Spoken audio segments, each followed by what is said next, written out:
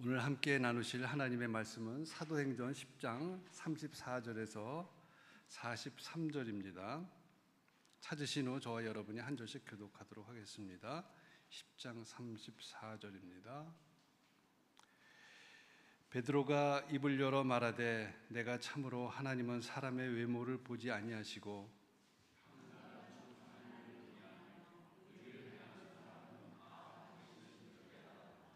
만유의 주 되신 예수 그리스도로 말미암아 화평의 복음을 전하사 이스라엘 자손들에게 보내신 말씀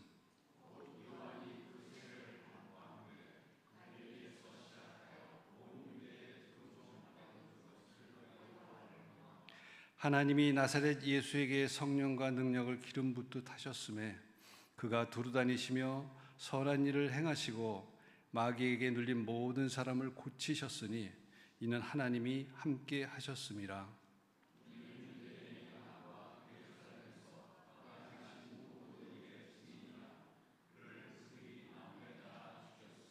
하나님이 사흘 만에 다시 살리사 나타내시되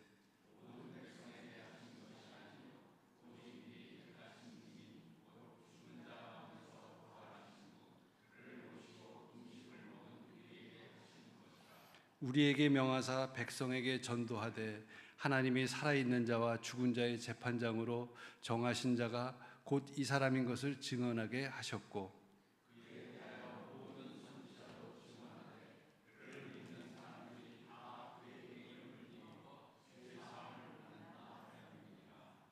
아멘. 김건주 목사님께서 교회 행전 6번째 복음의 공동체란 제목으로 말씀을 전해 주시겠습니다.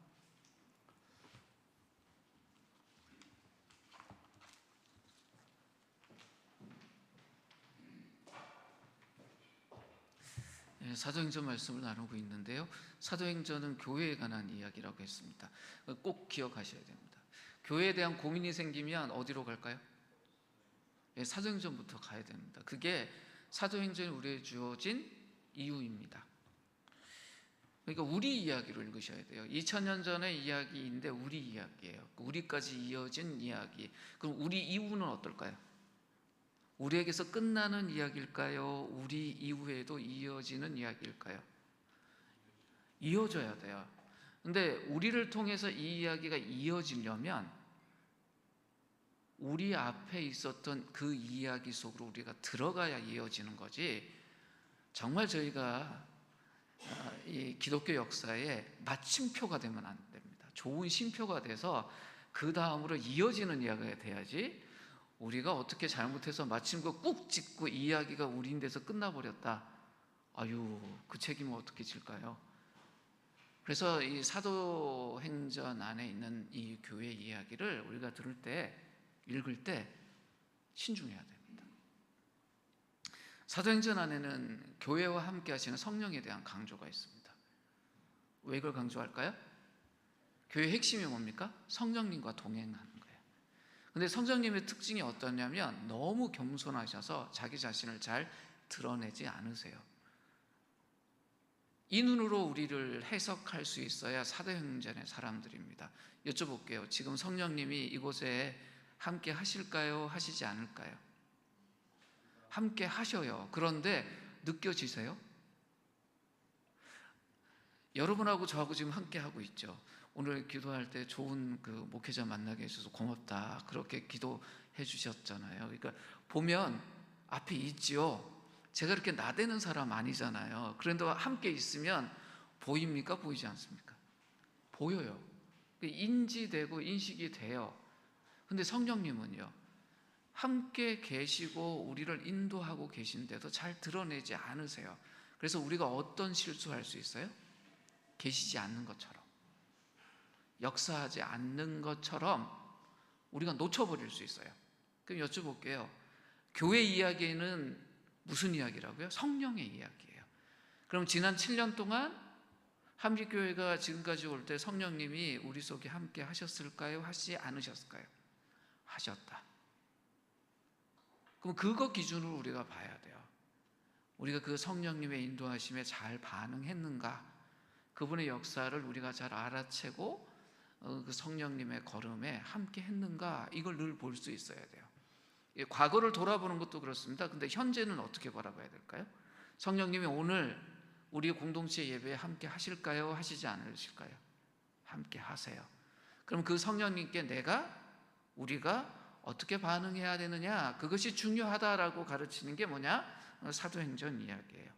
그 사도행전 이야기는 그 성령 받은 그 하나님의 사람들, 대표적으로 사도들, 또 대표적인 7 집사들이라고 불렸던 교회 지도자뿐만 아니라 성령 받은 하나님의 사람들이 복음을 전한 가슴 벅찬 이야기예요.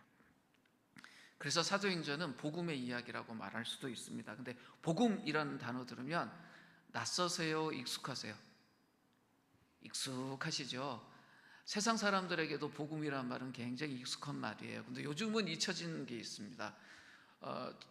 이야기하면 당신이 어떻게 그걸 알아? 이런 표정으로 보실 분 있을 것 같아요. 복음 보청기 이런 거 들어보셨죠? 권사님 웃으세요, 그죠? 이 복음이란 말이 일반적으로도 많이 사용되는 말이잖아요. 근데 복음이란 단어 들으면 무슨 생각이 떠오르세요?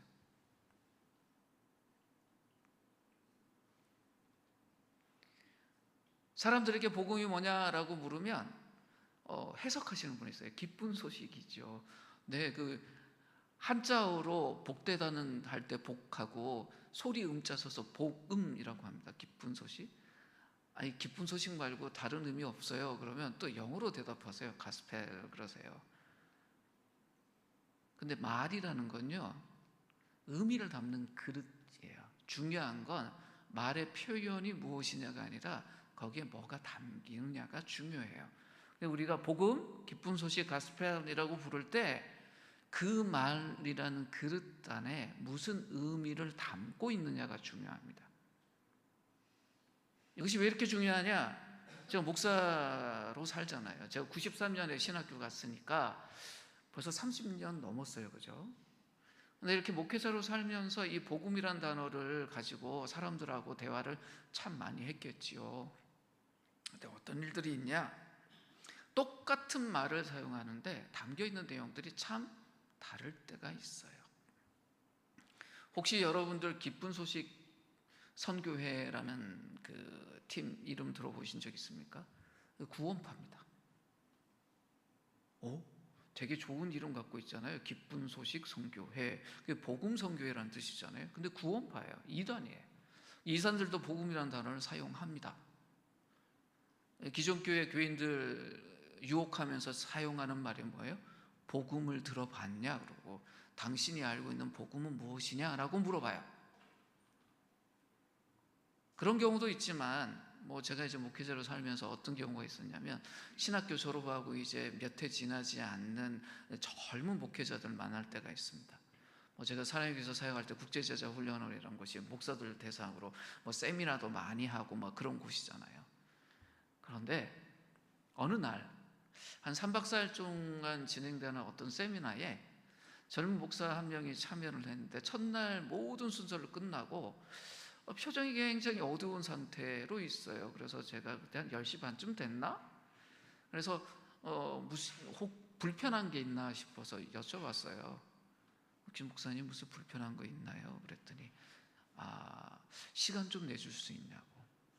내어드리죠. 스텝이었으니까. 깊은 고민이 하나 생겼다는 거예요. 첫날 오후 2시부터 있었던 세미나 모든 내용을 듣고 무엇입니까? 그랬더니 그 세미나의 주 강사에게 심각한 문제가 있는 걸 본인이 발견했대요. 얼마나 심각해요? 알겠습니다. 그래서 이제 둘이 좀 조용한 데로 가서 이야기를 나눴어요. 주된 요지는 이겁니다. 본인이 생각하는 복음이란 틀에서 그 유명하고 그 뛰어난 목사가 복음을 모르는 것 같다라는 지적이었어요. 심각한 거잖아요. 그래서 당신이 생각하는 복음이 뭐고 그 분에게 복음이 없다라는 말이 무엇인지 설명 좀 해달라. 2시간을 들었습니다. 12시가 넘고 1시쯤 돼서 제가 한마디 했어요. 선배로서 한마디 할게요. 공부 좀 하라고. 자기가 알고 있는 요만한 그릇 속에 담고 있는 그 내용의 표현이 없다고 이 방보다 넓은 분을 판단하고 비판한 것이었어요. 특별한 경험이겠지 했습니다. 근데 제가 한 30년 가까이 목회자로 살면서 이런 일들은 솔직히 말씀드리면 비일비재하게 만납니다. 세상에 이런 유행어가 있어요. 책 한 권 읽은 사람이 제일 무섭다고. 왜냐하면 그 책에 감명받고 나면 그 내용 가지고 세상을 다 봐요. 한 번은 어떤 일이 있었냐면 목사들이 설교에 대한 고민이 많잖아요. 설교에 관계된 그 워크숍이었어요. 신학교를 졸업하고 한 2년쯤 된 젊은 목회자였는데 젊은데 설교 잘한다고 소문난 사람이었어요.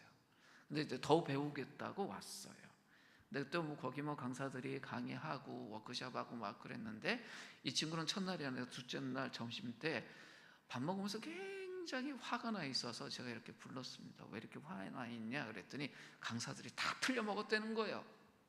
그래서 뭐가 틀려 먹었냐 그랬더니 자기가 경험한 그 틀을 가지고 사람들 다 비판하고 있는 거예요. 그러면서 이러쿵저러쿵 막 이야기를 하는데 그렇게 생각하는 이유가 뭐냐 했더니 미국의 유명한 어떤 분의 책에 있는 내용 가지고 이제 사람들을 다 난도질하는 거예요. 그래서 가만히 들어보니까 그 책을 한국 교회에 소개한 게 저였거든요. 그래서 제가 그랬어요.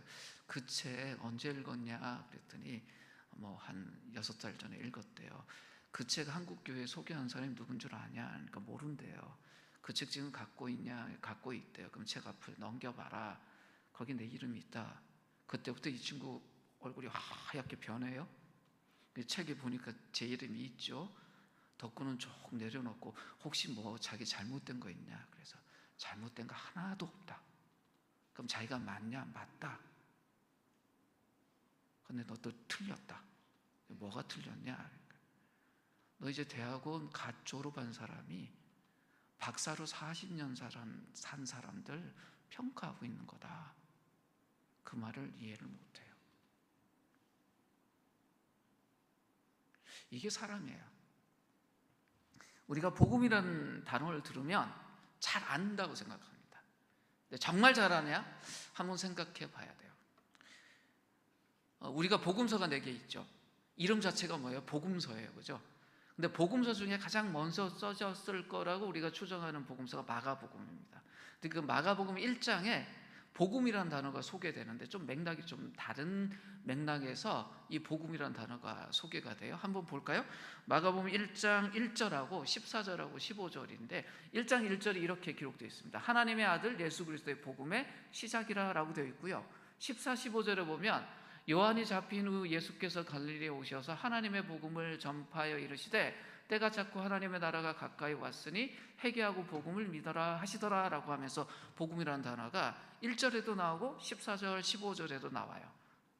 두 개가 같은 내용 같으세요? 가만히 유심히 보세요. 1장 1절은 마가복음 전체의 제목 같은 구절이에요. 뭐라고 되어 있어요? 하나님의 아들 예수 그리스도의 복음의 시작이라. 그래서 여기서 복음이라는 의미는 뭘까요? 예수에 관한 이야기야 라는 뜻이죠. 마가복음 전체가 예수에 관한 이야기다. 그래서 그걸 복음이라는 단어로 표현하고 있습니다. 근데 14절하고 15절 내용 보세요. 뭐라고 되어 있습니까? 요한이 잡힌 후에 예수께서 갈릴리에 오셔서 하나님의 복음을 전파했다라고 했어요. 그럼 예수에 관한 이야기입니까? 예수가 전하신 이야기입니까? 예수가 전하신 이야기를 뭐라고 표현해요? 복음이라고 표현해요. 원어에서도 같은 단어예요. 같은 복음일까요? 다른 복음일까요? 마가복음 1장의 그 짧은 그 내용 속에서도 복음이라는 단어가요, 담고 있는 내용이 하나는 예수에 관한 이야기라는 의미가 있고 하나는 예수가 전하신 이야기라는 의미를 담고 있어요. 마가복음보다 훨씬 먼저 써진 신약 성경이 고린도전서입니다. 고린도전서에도 복음이라는 단어가 나옵니다.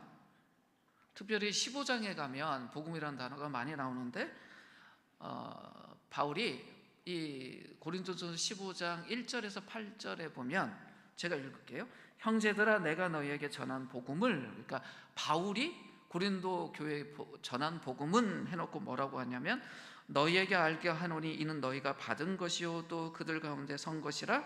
너희가 만일 내가 전한 그 말을 굳게 지키고 헛되이 믿지 아니하였으면 그로 말미암아 구원을 받으리라. 내가 받은 것을 먼저 너희에게 전하였노니 이는 성경대로 그리스도께서 우리 죄를 위하여 죽으시고 장사 지낸 바 되셨다가 성경대로 사흘 만에 다시 살아나서 게바에게 보이시고 후에 12 제자에게와 그 외에 500의 형제들에게 일시에 보이셨나니 그 중에 지금까지 대다수는 살아있고 어떤 사람은 잠들었으며 그 후에 야고보에게 보이셨으며 그 후에 모든 사도에게와 맨 나중에 만삭되지 못하여 난 자 같은 내게도 보이셨느니라 라는 말이 있어요.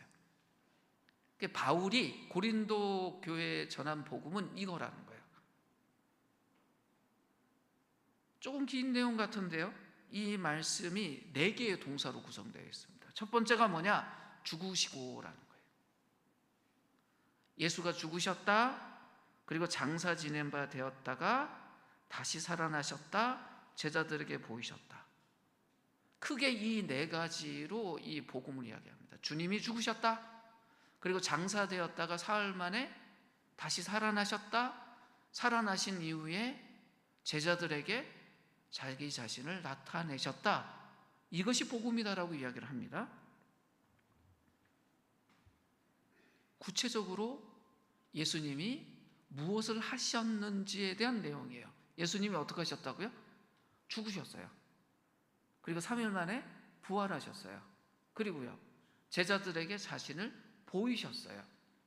그리고 또 무슨 이야기를 하냐면 이것이 그냥 된 것이 아니라 구약의 예언대로 된 것이다. 그래서 이 본문 안에서 성경대로라는 것을 강조합니다. 구약 성경의 성취다, 이것이 복음이다라고 강조하는 거예요. 누가복음 1장 1절에도 우리 중에 이루어진 사실에 대하여라는 말이 나옵니다. 복음이 어떤 거냐? 이미 이루어진 일이다라는 이야기예요. 근데 예수님이 왜 죽으시고 장사 지낸 바 되었다가 다시 살아나셔서 제자들에게 보이셨을까요? 이게 복음의 구체적인 내용인데 왜 그러셨을까요? 예수님이 죽으시고 부활하시고 제자들에게 본인을 보이신 목적이 있을 거 아닙니까? 그럼 뭘까요? 바울이 이렇게 이야기합니다. 우리 죄를 위하여.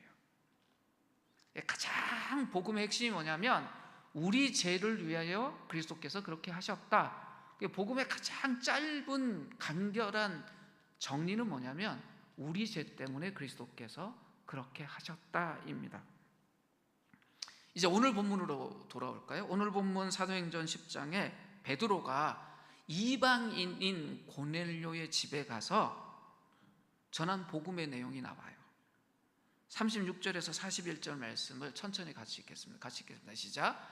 만유의 주 되신 예수 그리스도로 말미암아 화평의 복음을 전하사 이스라엘 자손들에게 보내신 말씀 곧 요한이 그 세례를 반포한 후에 갈릴리에서 시작하여 온 유대에 두루 전파된 그것을 너희도 알거니와 하나님이 나사렛 예수에게 성령과 능력을 기름 붓듯 하셨음에 그가 두루 다니시며 선한 일을 행하시고 마귀에게 눌린 모든 사람을 고치셨으니 이는 하나님이 함께 하셨음이라. 우리는 유대인의 땅과 예루살렘에서 그가 행하신 모든 일의 증인이라.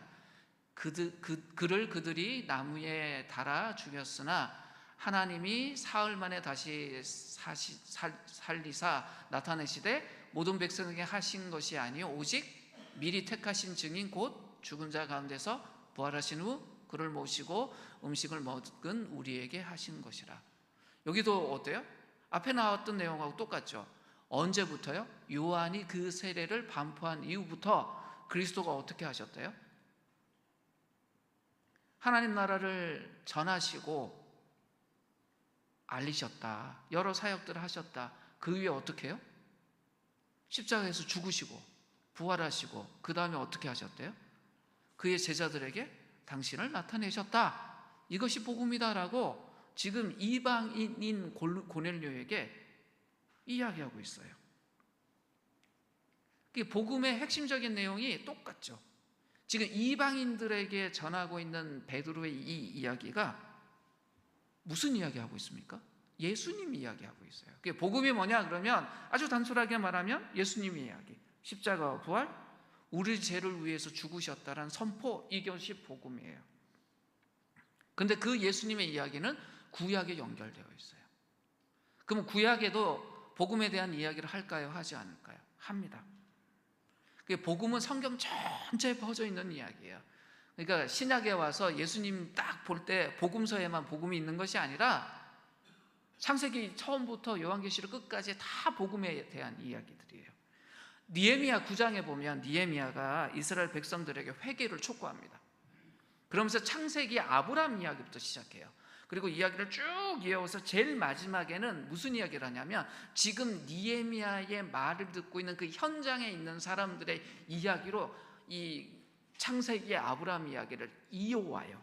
그러면서 청중에게 도전해요.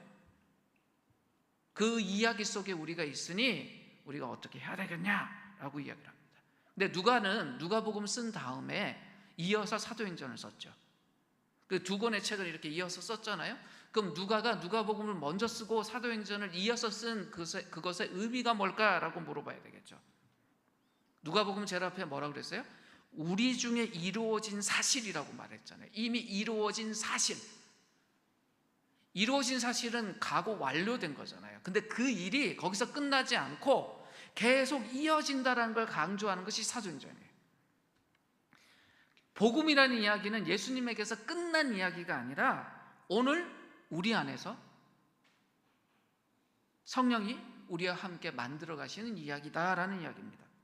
그러니까 지금 우리가 하나님의 교회로서 써가는 교회의 이야기도 복음일까요? 복음이 아닐까요? 그것도 복음이라는 거예요. 그 눈으로 우리를 볼 수 있어야 돼요.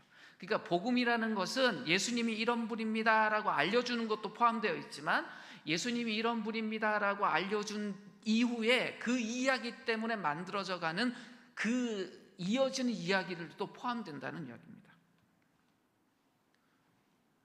예수님이 자신이 어떤 복음을 전하고 어떻게 살 건지에 대해서 구체적으로 말씀하신 구절이 있어요. 그게 누가복음 4장 18절에서 21절 말씀이에요. 근데 이 말씀이 구약의 이사야서를 그대로 인용하신 말씀이에요. 예수님이 이렇게 이야기하십니다. 주의 성령이 내게 임하셨으니 이는 가난한 자에게 복음을 전하게 하시려고 내게 기름을 부으시고 나를 보내사 포로된 자에게 자유를, 눈먼 자에게 다시 보게 함을 전파하며 눌린 자를 자유롭게 하고 주의 은혜의 해를 전파하게 하려 하심이라 하였더라. 책을 덮어 그 맡은 자에게 주시고 앉으시니 회당에 있는 자들이 다 주목하여 보더라. 이에 예수께서 그들에게 말씀하시되 이 글이 오늘 너희 귀에 응하였느니라 하시니라고 되어 있어요. 이 구절에서 누가가 강조하는 것이 세 가지가 있어요. 먼저 예수님이 이 땅에서 오셔서 하는 일이 뭐냐면 자유함을 우리에게 주신다는 거예요. 예수님이 이 땅에서 하시고자 하는 복음의 핵심적인 내용이 뭐냐? 해방하시는 거예요. 죄로부터 우리를 해방하시는 것, 죽음으로부터 우리를 자유하게 하시는 것. 그리고 여기 보면 갇혀있고 육신의 어떤 질병들에 눌려있는 사람들을 어떻게 하신대요? 그거로부터 자유롭게 하신다라는 이야기까지 해요. 무슨 이야기냐면 인간의 모든 것에 있어서 자유함을 얻는 것에 그 중심에 누구가 계시다? 예수가 계시다는 거예요. 그것이 복음의 핵심이에요. 누가가 강조하는 첫 번째가 그거예요. 근데 두 번째 강조하는 건 뭐냐면 이게 예언되어 있었던 거라는 거예요. 그래서 예수님이 그 이사야서를 인용하셔서 그 이야기가 이제 이루어진다라고 이야기를 하세요. 그리고 누가 이야기에서 중요한 것이 뭐냐, 세 번째인데 뭐라고 이야기를 하냐면 오늘 너희 귀에 응했다라고 이야기를 합니다. 무슨 이야기입니까? 복음이 지금 이제 현재 있는 당신들에게 적용되고 있다라는 걸 강조하셨어요. 우리가 주목해야 되는 건 뭐냐? 이 세 번째예요. 복음이 지금 우리에게 이루어지고 있다, 우리에게 응하고 있다라는 것을 누가가 강조했듯이 그 눈으로 우리 자신을 볼 수 있어야 합니다. 구약의 모든 예언과 하나님의 약속, 그것이 예수님을 통해서 이루어졌어요. 근데 그 이루어진 것들이 지금 이제 우리에게 어떻게 돼요? 적용되고 있다. 우리의 삶의 현장에서 그것이 이루어지고 있다. 이것을 아는 것이 복음을 제대로 아는 사람의 특징이에요. 그러니까 오늘 우리가 삶의 현장에서 주님과 함께 동행할 때 이루어지는 일들이 있죠. 세상의 모든 일들. 내가 아빠로 살고 엄마로 살고 직장인으로 살고 누구의 친구로 살고 누구의 엄마로 살고 이런 모든 일들이 복음의 일이라는 거예요. 우리가 교회가 돼서 한빛교회 이름으로 모였습니다. 그럼 교회에서 이루어지는 어떤 사역들 또 교제들 이 모든 것들이 뭐라고요? 복음이라는 거예요. 선교 현장에서 이루어진 일들 그게 복음의 이야기란 거예요. 우리가 다음 주에 선교사님 오셔서 인도에서 이루어진 복음의 이야기를 우리에게 전달해 주실 겁니다. 저게 복음이구나, 저게 복음의 이야기구나 하지만 지금 현재 삶의 현장에서 주님이 우리를 통해서 하시는 일들 그것도 복음의 이야기란 거예요. 그러니까 우리가 서로 우리 교회에서 하나님이 이렇게 일하고 계세요. 중국에서 하나님이 이렇게 일하고 계세요. 캄보디아에서 이렇게 일하고 계세요. 이번 주에 우리 자녀들에게 하나님이 이렇게 일하셨어요. 우리 남편에게 하나님이 이렇게 일하셨어요. 제 마음속에서 하나님이 이렇게 일하셨어요 라고 말한 모든 것들이 하나님 역사에 대한 증언, 복음의 이야기라는 것입니다. 이 사도행전에 있는 사도들은요, 자신의 사역을 통해서 일어난 하나님의 하신 일에 대한 것을 보고하는 것을 너무너무 중요하게 여기고 즐겨했습니다. 이미 하신 일이잖아요. 근데 그것을 함께 하나님의 백성이 된 사람들에게 전달하는 것, 그러니까 아직 하나님 모르는 사람들에게 복음을 전하는 일도 중요하게 여겼지만 그런 일들 속에서 벌어진 놀라운 일들을 이미 함께 하나님의 백성이 되고 교회가 된 동료들에게 전달하는 것도 굉장히 중요하게 여겼어요. 예수의 부활을 모르고 그 속에 들어오지 못한 사람들에게 부활하신 그리스도를 전하고 그들이 죄로부터 죽음으로부터 자유함을 얻을 수 있도록 그리스도의 복음을 전하는 일과 함께 그 일을 함께 하고 이들에게 하나님이 하신 일들에 대해서 전하는 것도 굉장히 중요하게 여겼습니다. 왜냐하면 그것도 복음의 이야기라서 그렇습니다. 오늘 본문에 등장하는 중심 인물인 베드로가 어떤 사람이에요? 사도 중에 사도예요. 예수님 제자 중에 제자예요. 그래서 우리가 예수님의 수제자가 누구냐라고 그러면 거의 고민 없이 베드로라고 이야기하잖아요. 그런 사람이에요. 근데 이 베드로가 오늘 본문에서 보면요, 참 특이한 이야기를 합니다. 오늘 보면 10장 34절 35절을 천천히 한번 같이 읽겠습니다. 시작, 같이 읽겠습니다. 베드로가 입을 열어 말하되 내가 참으로 하나님은 사람의 외모를 보지 아니하시고 각 나라 중 하나님을 경외하며 의를 행하는 사람은 다 받으시는 줄 깨달았도다 라고 이야기합니다.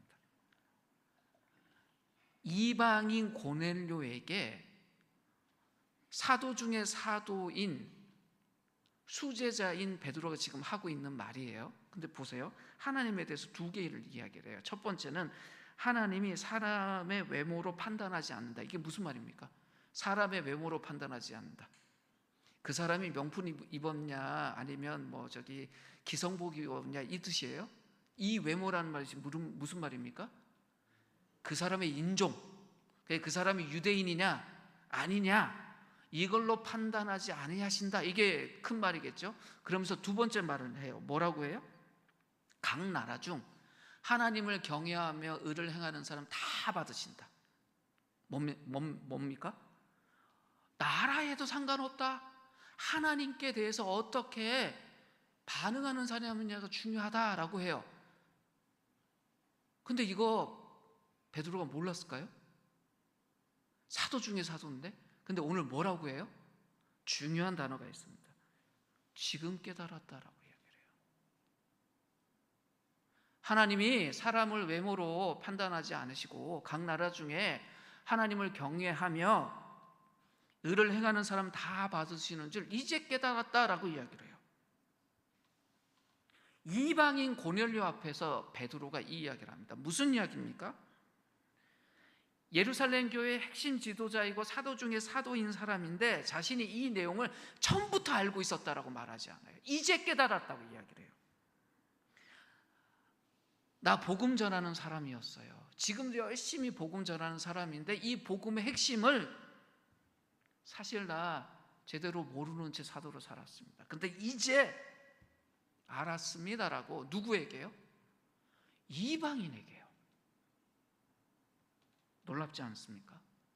이 말이 무슨 말이냐면 나 복음을 알고 있었다.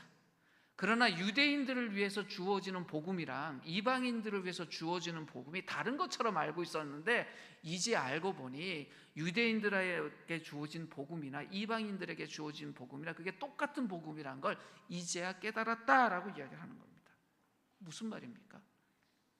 베드로도 복음에 대해서 잘 알고 있는 사람이었어요. 그러나 자신의 틀 속에서 복음을 이해하고 있던 것들이 요만했다면 이제 이것이 훨씬 더 커졌다, 넓어졌다라는 것을 이야기하는 것입니다. 누구보다도 복음을 잘 알고 있었고 복음을 직접 경험한 사람 아니에요. 복음이 예수님에 관한 이야기라면 예수님을 직접 경험하고 예수님과 함께 했던 이 베드로보다 복음을 더 잘 안다고 할 수 있는 사람이 어디 있겠어요. 근데 이분이 이렇게 고백을 해요. 처음에는 베드로가 이 고넬료를 만나기 이전에 환상을 보죠.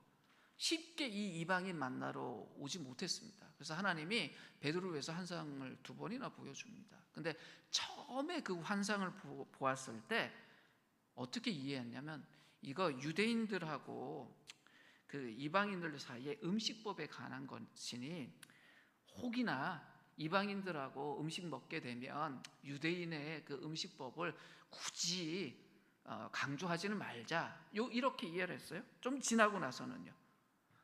이방인들하고 교제할 때 굳이 그 사람이 유대인이 아니라고 해서 교제를 어렵게 할 이유 없다. 그러니까 구분 없이 열심히 교제하자. 이렇게 생각을 했다가 이제 어떻게 그걸 느꼈다는 거예요? 이방인들에게나 유대인들에게나 주어진 복음이 같다. 하나님이 차별하지 않으신다. 라고 자기 이해가 더 깊어지고 넓어졌다라고 이야기를 하는 거예요. 사도행전에 누가가 이 사도 중에 사도인 베드로를 기록하면서 베드로의 변화를 기록하고 있어요. 어떤 거요? 복음에 대한 이 사도가 그렇게 열심히 복음을 전하면서도 복음에 대한 이해가 더 깊어지고 더 넓어지고 더 커졌다라는 이야기를 합니다. 누구보다도 복음에 대해서 잘 알고 익숙했던 베드로예요. 근데 그도 뭐가 필요했어요? 그 익숙한 것을 더 잘 이해하고 알아가는 것이 필요했습니다. 익숙하다고 아는 것이 아니에요. 근데 알면 익숙해요. 근데 우리가 잘 알고 익숙하다고 해서 전부를 아는 게 아니에요. 전부를 알려면 어떻게 해야 될까요? 더 많이 경험하고 더 많이 배워야 합니다. 사실 우리는 복음을 통해서 다시 태어난 사람이에요. 그런 면에서 이제는 복음이 우리의 모국어가 돼야 돼요. 그런데 원래 우리 모국어가 아닌 거예요. 예를 들어서 오늘 우리가 다 미국 시민권자가 됐다고 합시다. 그럼 우리가 어떤 그 조건에 의해서 다 미국 사람으로 다시 태어난 거잖아요. 그럼 이제 미국 갈 때 비자 없어도 되고 딱 들어가면 뭐든 다 돼요. 근데 문제가 하나 있는 거죠. 미국 사람들 영어 쓰잖아요. 우리가 아마 조금씩 다 다를 것 같은데 미국 딱 도착했을 때 영어를 아주 능통하게 편하게 쓰실 수 있는 분들이 얼마나 될까요?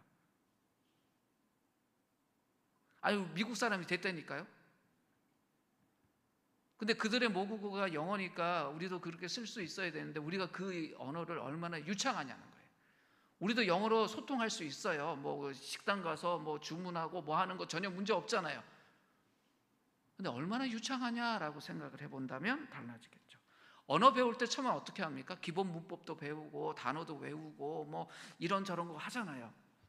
그러면 그런 거 필요해요. 복음도 마찬가지예요. 기초적인 거 배워야죠. 근데 유창해지려면 그 기초적인 훈련만 가지고 유창해지나요? 정말 우리가 새로운 언어에 익숙해지려면 어떻게 해야 됩니까? 그 언어를 사용하는 사람들 속으로 들어가서 그들과 함께 살아야 돼요. 우리가 독일어를 배운다면 독일만밖에 쓰지 않는 사람들 속에서 우리가 들어가서 생활하면 빨리 배워요. 제가 뭐 여러 나라에서 살았는데 언어들이요 잘 늘지 않았어요. 오히려 한국어만 늘었어요. 왜냐하면 뭐 미주에 살던 뭐 여기 뭐 말레이시아 살던 중국에 살던 한인들 안에서만 살았잖아요. 그러니까 내내 무슨 말 썼을까요? 한국말만 썼어요. 그러니까 한국말만 유창해지지 중국말 좀 못합니다. 그러니까 저희인데 중국말로 이야기하지 마시고 말레이시아 말로 이야기하지 마시고 영어로 이야기하지 마세요. 잘 못해요. 한국말로 하세요. 왜? 제가 유창한 게 한국말밖에 없어요. 마치 이것처럼 우리가 세상 사람이었어요. 하나님의 사람이 아니었어요. 근데 복음 때문에 우리가 거듭났어요. 그럼 우리 모국어에 이제 복음이 됐어요. 이 복음에 유창해져야 되는데 우리가 얼마나 유창하냐는 거예요. 그 복음이란 새로운 언어에 유창하다는 뜻이 뭐냐라고 생각해 봐야죠. 새로운 언어가 우리에게 유창해지면 어느 쯤 됐을 때 유창하다고 말할까요? 보통 이런 이야기 합니다. 내가 어떤 새로운 걸 느낄 때 그 언어로 느끼기 시작할 때, 꿈을 꿨는데 한국어가 아니라 영어로 꿈꾸기 시작하면 어떤 거예요? 영어에 유창하게 된 거죠. 내 감정이나 생각이나 이런 것들에 새로운 언어가 마치 원래 있었던 것처럼 적용되기 시작할 때 그 유창하다라고 말해요. 우리가 복음에 유창하다는 것도 똑같은 거예요. 평소에 내가 살면서 내가 어떤 생각을 하게 되거나 어떤 감정을 갖게 되거나 반응할 때 복음이란 것이 거기 작동하고 있다. 쉽게 말하면 뭐냐면 내 주변에 있는 모든 세상을 내가 복음이라는 언어로 해석하고 있다. 그럼 유창해진 거예요. 그런 사람들 특징이 있어요. 사람들 만날 때 다른 사람이 나에게 어떤 이야기 해줄 때 어떻게 들을까요? 복음으로 그 사람을 해석한다면 이 사람의 이 이야기가 복음의 진리하고 어떻게 연결할 수 있을까? 왜냐하면 이분은 틀이 바뀌어버린 사람이잖아요. 이분의 이 사건과 예수님이 우리에게 하신 일하고 어떻게 연결할까? 자기 자신을 볼 때도 그래요. 지금 내게 벌어진 이 일을 예수님과 관련해서 어떻게 이해하고 받아들일까? 그것이 내 감정적인 면이든 관계 속에서 벌어진 일이든 아니면 일상적인 일들이든 그렇게 보기 시작하면 그것이 복음에 유창해진 거예요. 근데 복음을 종교생활 혹은 교회생활이라는 틀 아래만 넣어놓고 일주일에 한 번만 생각하면 되는, 아니면 성경 공부할 때만 꺼내서 쓰는 그 언어라면 이거는 내 모국어가 아니라 제2외국어쯤 될 거예요. 심각한 거죠. 하나님 우리에게 기대하시는 게 뭘까요? 우리가 복음에 유창해진 거예요. 사도행전에 우리 선배들이 처음엔 정말 예수님께 거듭나고 복음의 사람이 돼서 복음을 전도하고 막 하고 그 일들이 벌어질 때 감격하지만 이들이 처음에 아주 유창하진 않았어요. 베드로마저도. 그러나 그런 일들을 경험하면서 점점 어때요? 복음에 유창해져요. 그래서 자신을 비롯해서 세상의 모든 것들을 그 복음으로 해석하고 이해하는 것들이 커지면서 그 로마 제국이나 엄청난 사회 속에서 진짜 왕이신 하나님을 드러내고 진짜 주이신 그리스도를 드러내면서 그분들이 말과 삶으로 그 로마 제국을 하나님 나라로 바꾸는 거예요. 자신의 일상을 통해서. 그럼 이 땅의 교회가 어떤 곳이냐? 사도행전의 교회하고 똑같아요. 복음으로 사는 거예요. 복음을 전하기도 하지만 복음으로 사는 거예요. 복음으로 자기 삶을 이해하고 적용하고 사는 거죠. 오늘 본문에 이어지는 사도행전 11장에 보면 베드로가 이제 돌아가요. 그리고는 10장에서 자기가 고넬료를 만나서 어떤 일을 했는지에 대해서 보고하는 장면이 나옵니다. 그 이야기 중에 특별히 17절에 보면요, 베드로가 이런 이야기를 합니다. 그런즉 하나님이 우리 주 예수 그리스도를 믿을 때 주신 것과 같은 선물을 그들에게도 주셨으니 내가 누구이기에 하나님을 능히 맡겠느냐라고 이야기해요. 이방인들에게도 똑같이 우리가 예수 믿고 오순절에 성령 받았던 것처럼 그들도 예수 믿고 똑같이 성령이라는 선물을 받는 걸 내가 봤는데 내가 뭐라고 하나님을 맡겠느냐라고 이야기를 해요. 이게 무슨 이야기입니까? 베드로가 자기 고백하는 거예요. 나 예전엔 정말 나의 작은 경험, 얄팍한 지식, 나의 부족한 안목으로 하나님을 맡고 있었다는 거예요. 베드로 인생이 어떤지 한번 보십시오. 예수님 십자가에서 돌아가셔야 된다 이야기했을 때 뭐라고 이야기해요? 주님께 뭐라고 그랬습니까? 십자가는 더 이상 안 된다. 마 같은 사람이잖아요. 그런데 이 장면에서 그렇게 예수님을 꾸짖던 베드로가 있습니까? 없어요. 3번이나 예수님 모른다고 부인했었어요. 그죠?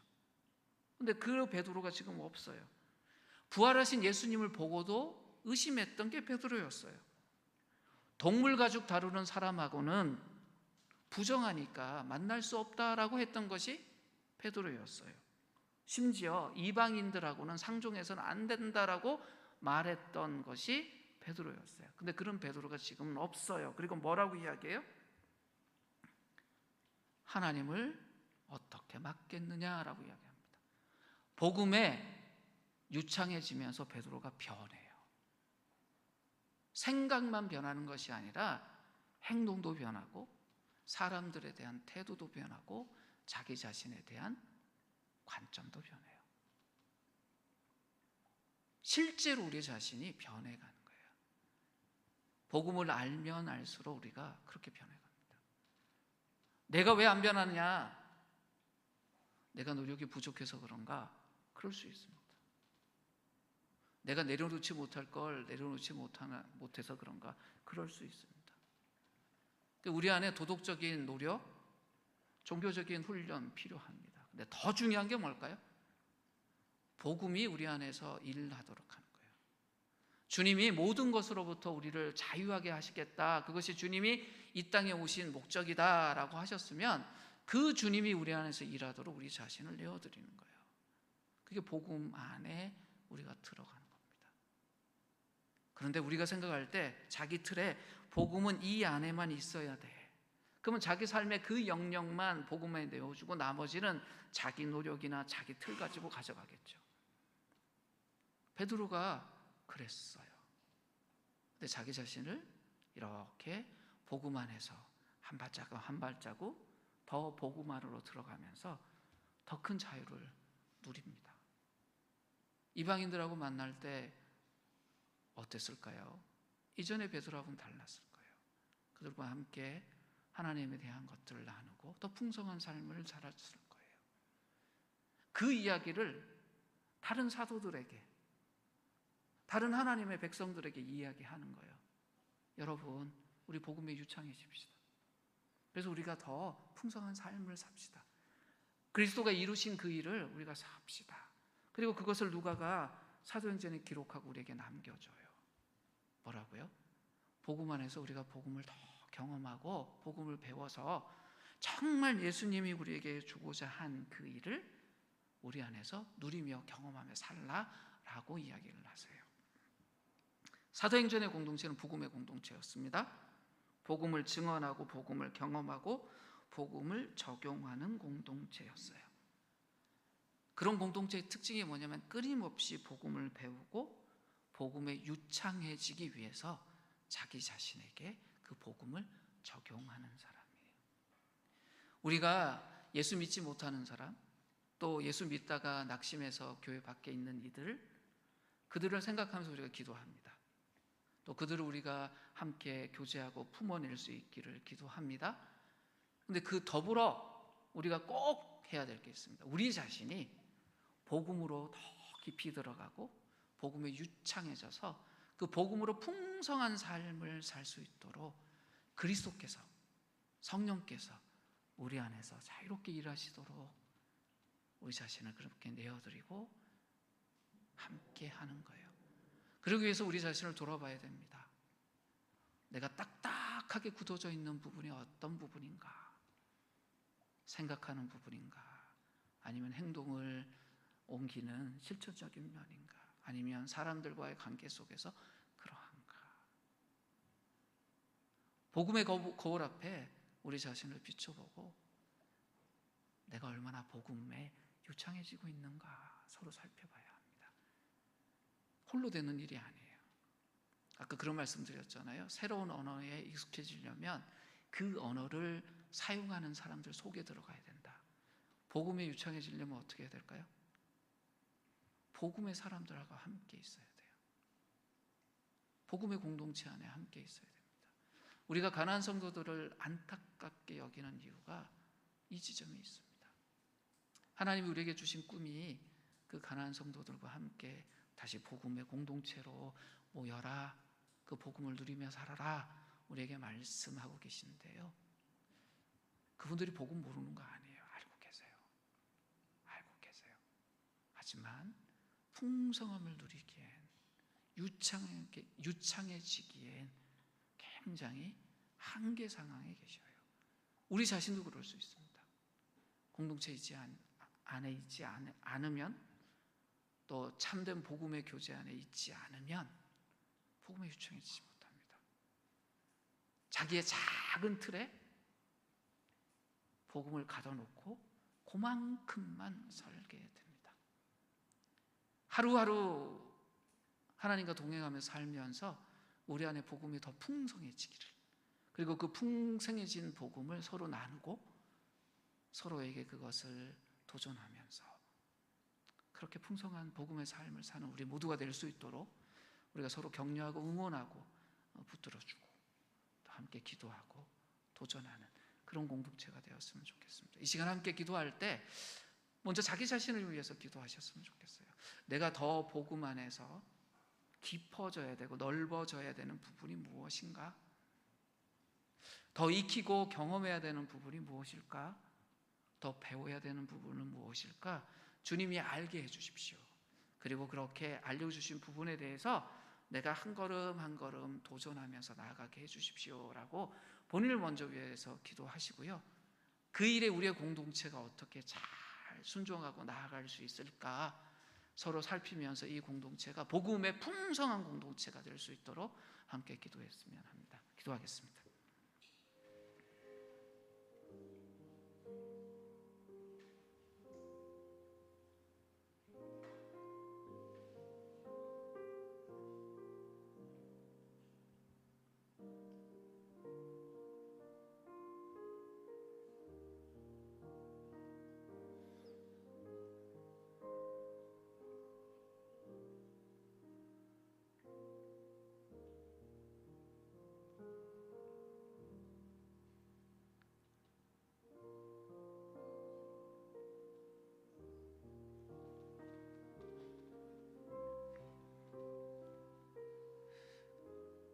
하나님,